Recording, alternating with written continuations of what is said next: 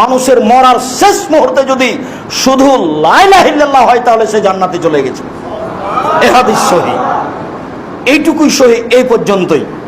বাকিটুকুর কথা মুহাম্মদ সাল্লাল্লাহু আলাইহি ওয়াসাল্লাম বলেননি।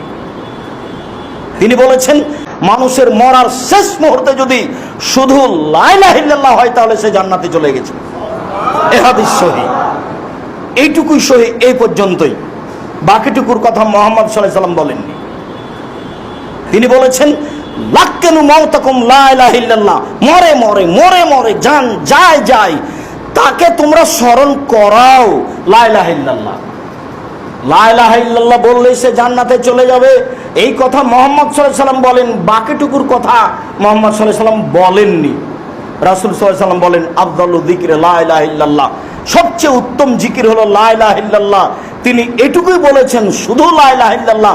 পৃথিবীতে সবচেয়ে দামি জিকির সুবহানাল্লাহ জিকির, আলহামদুলিল্লাহ জিকির, আল্লাহু আকবার জিকির, লা ইলাহা ইল্লাল্লাহ জিকির, আরো দোয়া সব জিকির, কিন্তু সবচেয়ে দামি জিকির হলো লা ইলাহা ইল্লাল্লাহ। তখন তিনি লা ইলাহা ইল্লাল্লাহ, লা ইলাহা এ পর্যন্ত বলে থামেননি, তখন তিনি ইল্লাল্লাহ এ পর্যন্ত বলে